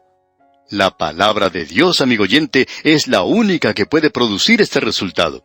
Vamos a regresar a esto antes de concluir nuestro estudio en este capítulo 1 de la primera epístola universal del apóstol Pedro, pero tendremos que esperar, Dios mediante, hasta nuestro próximo programa para considerar este aspecto. Es nuestra oración que el Señor continúe bendiciendo su vida en gran manera. Continuamos hoy, amigo oyente, nuestra marcha por la primera epístola universal del apóstol Pedro. En el día de hoy queremos comenzar diciendo que en esta sección El tema que se nos presenta es el del sufrimiento en las Escrituras, que la palabra de Dios le ministra en su vida, y que no hay ninguna otra forma, como ya hemos podido apreciar, para Dios, de quitar la escoria que hay en su vida, sino haciéndolo como se quita la escoria del oro, colocándolo en el crisol y manteniéndolo al rojo vivo. Luego, cuando se ha derretido, la escoria entonces puede sacarse, y quedará así un objeto fino y puro. Ahora, si usted visita la Torre de Londres, podrá apreciar allí una hermosa corona incrustada con diamantes. Al observar eso, uno puede pensar que ese oro ha salido de la tierra y ha tenido que pasar por muchas cosas antes de llegar a ser esa corona tan hermosa y causar la admiración de los turistas que van a visitar y observar eso. Ahora, Dios hace que usted y yo pasemos a través de esto, y esa es la única manera en que Él puede desarrollarnos. Hay algunos que piensan hoy que uno puede tomar algún atajo, que puede tomar un pequeño curso y que luego uno se convierte en un creyente maravilloso. Bueno, amigo oyente, vamos a decir algo que quizá no sea muy popular, pero alguien necesita decirlo. La única forma que Dios tiene para formarle a usted y a mí es colocándonos en el yunque de la vida y poniéndonos al rojo vivo, y luego golpearnos hasta darnos la forma que Él quiere que tengamos. Ese es el método que usted debe reconocer que Él utiliza, y no nos pide disculpas por eso. Y tampoco le pide a usted que se disculpe. Y nosotros tampoco vamos a disculparnos por eso. Sencillamente decimos que ese es su método. Hay muchas personas hoy que se llaman a sí mismos espirituales y piensan que son adecuados o apropiados. Esta gente no sabe lo que es sufrir. Ellos no saben lo que es soportar el dolor, y aún así piensan que están viviendo la vida cristiana en la misma cima.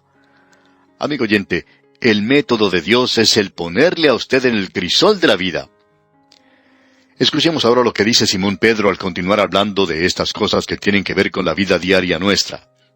Él dice en el versículo 17 de este capítulo 1 de su primera epístola universal: «Y si invocáis por Padre a aquel que sin acepción de personas juzga según la obra de cada uno, conducíos en temor todo el tiempo de vuestra peregrinación».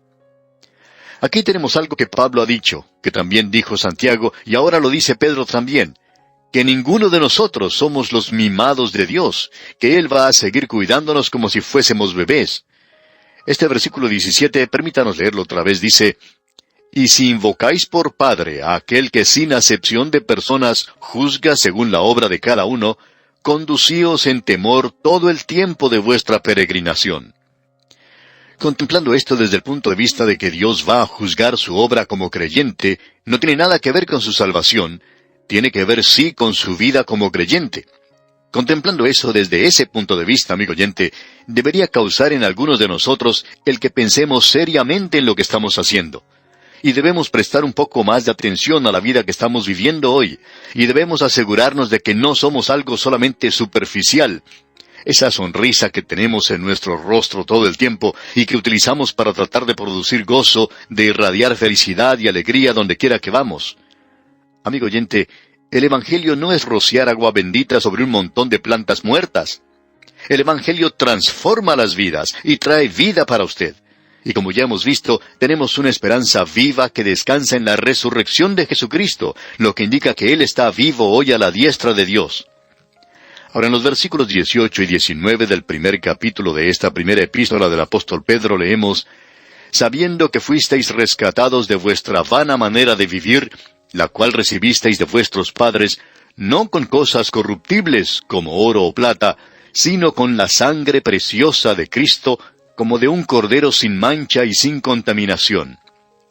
Él está hablando aquí de la obra objetiva de Dios para su salvación, es decir, la redención. Él tuvo que pagar un precio por nosotros.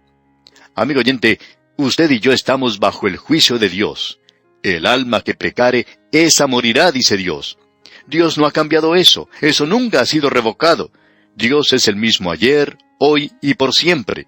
La inmutabilidad de Dios es el terror del malvado. Ellos temblarían si pensaran en algo como esto. Dios nunca cambia.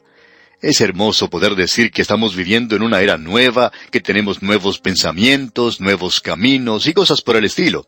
Amigo oyente, Dios nunca cambia. No hay ninguna razón para que Él cambie. Él conocía el fin al mismo principio. ¿Para qué necesita cambiar Él? Él no lo necesita. Él no vio nada nuevo en el periódico de esta mañana, ni cuando escuchó las noticias hoy. Allí no hubo nada que le sorprendiera. No hay nada que le sorprenda a Dios. Ahora nosotros hemos sido redimidos. ¿Cómo es que hemos sido redimidos? No con cosas corruptibles como oro y plata. El oro y la plata, amigo oyente, pueden ser purificados cuando se les coloca en el crisol, cuando se les pone al rojo vivo y se saca la escoria. Pero aún el oro y la plata pueden corromperse.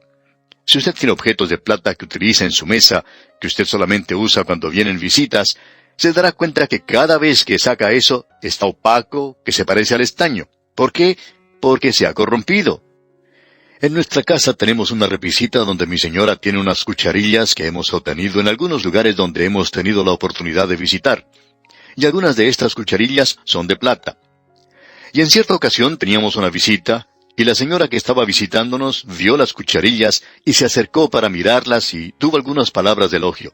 Sin embargo, cuando la visita se despidió, mi señora se acercó a la repisa para ver ella misma las cucharillas y notó que especialmente las de plata estaban bastante opacas. Y esto le apenó bastante porque pensó que la señora no había podido admirar las cucharillas en toda su belleza. Así es que procedió a limpiarlas para dejarlas bien pulidas, bien brillantes. Así es que, amigo oyente, la plata se corrompe, y también sucede eso con el oro. Por tanto, nosotros no somos redimidos con cosas corruptibles, con cosas que han sido sacadas de una forma vana de la vida, donde no hay nada para esta vida. Esta vida es algo vacío, amigo oyente, sin la redención de Cristo. Es algo que no tiene ningún sentido sin esa redención. No hay nada que carezca tanto de significado como una vida humana separada de la redención de Cristo. Todo lo demás tiene algún propósito en este mundo. Cada animal está aquí porque sirve cierto propósito. Cada planta en este mundo tiene un propósito. Cada estrella en el cielo tiene un propósito. Pero el hombre sin Dios no tiene ningún propósito. Alguien ha dicho que solo somos una mancha en la epidermis de un planeta menor. Eso es todo lo que la humanidad es, aparte de Dios. No somos redimidos con cosas corruptibles o con cualquier cosa de este mundo vacío. ¿Qué es lo que usted tiene y que Dios quiere? Una de las cosas que uno aprende cuando enferma es que Dios puede hacer las cosas sin la ayuda de uno. Dios siempre ha hecho las cosas sin nuestra ayuda y va a continuar haciéndolo. Dios quiere enseñarnos que lo que uno hace no es tan importante como uno cree. Y a veces cuando uno está enfermo puede aprender eso, que lo importante es la relación que tenemos con Él y no lo que estamos haciendo para Él. Una de las cosas que aprendemos cuando enfermamos es que Él quiere que nosotros descansemos en Él, que confiemos en Él. Dios quiere que uno se detenga y que piense, que uno descubra que lo que Él dice es cierto, que un poco de sufrimiento no le va a hacer ningún daño. Eso lo va a moldear a uno, le va a dar forma a uno. Amigo oyente, hemos sido redimidos no con las cosas vacías de este mundo. ¿Qué es lo que usted y yo podemos agregar para redimirnos a nosotros mismos?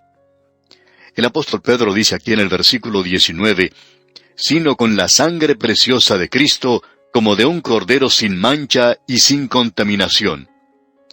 Aquí tenemos nuevamente a Simón Pedro, ese gran pescador, diciendo que la sangre de Cristo es preciosa. El autor de estos estudios bíblicos, el Dr. J. Vernon McGee, escribió un libro sobre el tabernáculo. Una revista denominacional publicó un reportaje sobre ese libro. El Dr. McGee pensaba que la persona que escribió el reportaje en cuanto al libro fue franco y justo en su opinión. Él dijo, yo recomendaría a todos los pastores de mi denominación que lean este libro sobre el tabernáculo. Van a darse cuenta que es de ayuda, pero tengan cuidado, este hombre trata todo literalmente. Él piensa que la sangre de Cristo se encuentra en el cielo hoy. Eso es algo más bien crudo, falto de refinamiento. Hasta aquí la opinión del escritor de ese artículo. Amigo oyente, no sé lo que usted siente en cuanto a esto, pero no pensamos que sea algo crudo, porque aquí Simón Pedro, por medio del Espíritu de Dios, está diciendo que es algo precioso. La sangre es preciosa. La sangre preciosa de Cristo como de un cordero sin mancha y sin contaminación.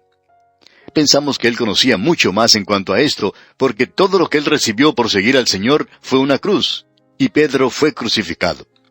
Yo tiendo a creerle más a él que a aquellos que han escrito Jesucristo Superestrella, por ejemplo, porque ellos admiten que la única razón por la cual ellos escribieron eso fue por ganar dinero. Pero Simón Pedro no estaba tratando de ganar dinero, porque él dice, sabiendo que fuisteis rescatados de vuestra vana manera de vivir, la cual recibisteis de vuestros padres, no con cosas corruptibles, como oro y plata, sino con la sangre preciosa de Cristo, como de un cordero sin mancha y sin contaminación. Esa es nuestra redención, ese es nuestro objetivo, eso es lo que Dios hizo por usted y por mí, amigo oyente. Ahora el versículo 20 de este capítulo 1 de la primera epístola del apóstol Pedro dice, ya destinado desde antes de la fundación del mundo, pero manifestado en los postreros tiempos por amor de vosotros. Aquí tenemos nuevamente esta definición que ya hemos mencionado y que se menciona en la Biblia de Scofield, y que tiene que ver con estas palabras de predeterminación, elección, predestinación, presciencia y cosas por el estilo. Y pensamos que el hombre en el día de hoy, ya que tiene una mente finita, trata a Dios como si Él fuera una gran computadora, y no pensamos que sea eso. Es mucho más que una gran computadora, y no estamos en realidad preocupados en cuanto a si la presciencia viene antes de la predestinación. Ya eso lo hemos estudiado y lo hemos aprendido, pero no nos preocupa cuál de ellas viene primero. Lo importante, amigo oyente, lo importante en todo esto es lo siguiente. Ya destinado desde antes de la fundación del mundo, pero manifestado en los postreros tiempos por amor a vosotros. Si lo quiere más claro, amigo oyente, debemos decir que la cruz de Cristo no es una ambulancia que ha sido enviada al lugar de un accidente.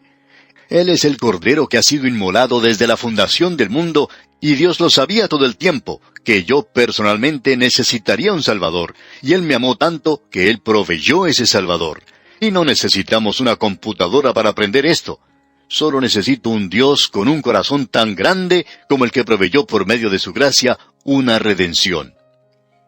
Ahora el versículo 21 dice, y mediante el cual creéis en Dios, quien le resucitó de los muertos y le ha dado gloria, para que vuestra fe y esperanza sean en Dios. Simón Pedro no puede apartarse mucho de la resurrección. Y ahora él, habiendo dicho antes gracia y esperanza, nos presenta la fe y la esperanza. Este es el gran apóstol de la esperanza. La esperanza descansa en la resurrección de Cristo y en el hecho de que nosotros tenemos un Salvador viviente que viene por nosotros algún día. Ahora el versículo 22 dice, habiendo purificado vuestras almas por la obediencia a la verdad, mediante el Espíritu, para el amor fraternal no fingido. Amaos unos a otros entrañablemente, de corazón puro. La palabra de Dios, amigo oyente, es como un producto que limpia milagrosamente. En la televisión hoy en día le muestran a uno 2 productos para limpiar algo, pero el producto de la otra compañía, claro, ese no quita todas las manchas. Pero el producto al que se le hace propaganda, ese sí quita todas las manchas posibles. Quita las manchas de una camisa, de los pantalones, del mantel de la mesa o de cualquier otra cosa. Ellos tienen, diríamos, un producto milagroso. Amigo oyente, el único producto milagroso que puede limpiar de veras todo en el día de hoy es la palabra de Dios. Es el mejor jabón que uno puede obtener. Quita todas las manchas y muchos de nosotros necesitamos acercarnos más a ese jabón. Luego Pedro sigue diciendo, el amor fraternal no fingido, amaos unos a otros entrañablemente de corazón puro. No vamos a entrar en detalles aquí, solo diremos que su relación con la palabra de Dios, amigo oyente, le llevará a usted a tener la relación correcta con los demás. Ahora el versículo 23 dice, siendo renacidos, no de simiente corruptible, sino de incorruptible, por la palabra de Dios que vive y permanece para siempre. Regresamos una vez más a la palabra de Dios, y ahora vamos a hablar algo en cuanto a la obra subjetiva de Dios en la salvación. La obra objetiva es que Cristo murió. Esa es nuestra redención. Eso es algo que ocurrió hace más de 2000 años, y usted no puede hacer nada en cuanto a eso.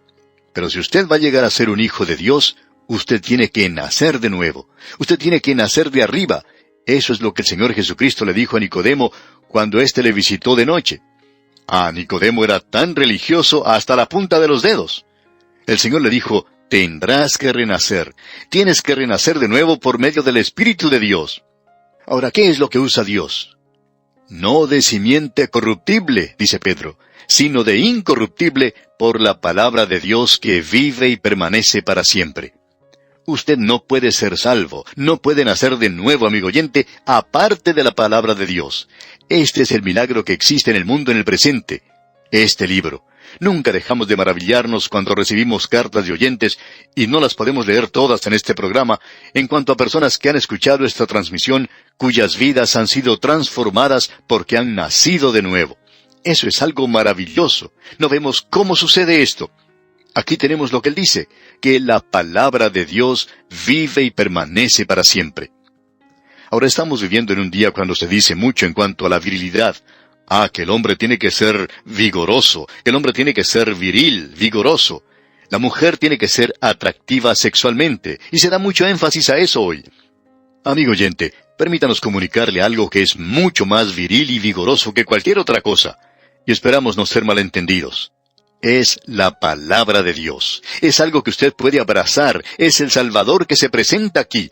Usted puede confiar en Él, y entonces hay un nacimiento milagroso, un hecho vigoroso y viril que la palabra de Dios puede penetrar su corazón y hacer de usted un verdadero hijo de Dios.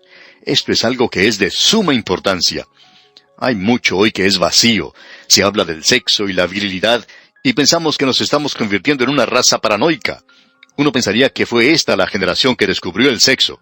Amigo oyente, aquello que realmente puede dar un nuevo nacimiento a su vida es la palabra de Dios cuando le revela a Cristo y luego algo tiene lugar dentro de usted. Usted nace de nuevo.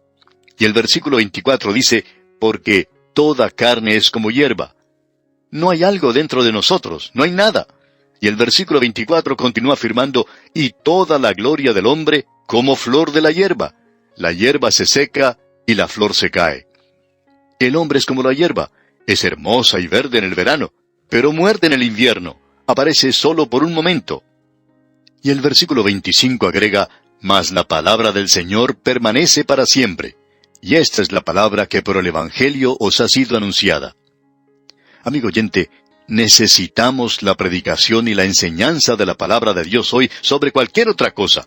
No queremos quitar el lugar de importancia que ocupa la música, y el lugar de los métodos y de la organización, y el lugar de muchas otras cosas. Pero no hay ningún sustituto para la palabra de Dios. Y con esto concluimos el estudio hoy. Sin embargo, les sugerimos leer el capítulo 2 de esta primera epístola universal del apóstol Pedro para estar mejor informado de lo que estudiaremos en nuestro próximo encuentro. Es nuestra oración que el Señor continúe bendiciendo su vida en gran manera.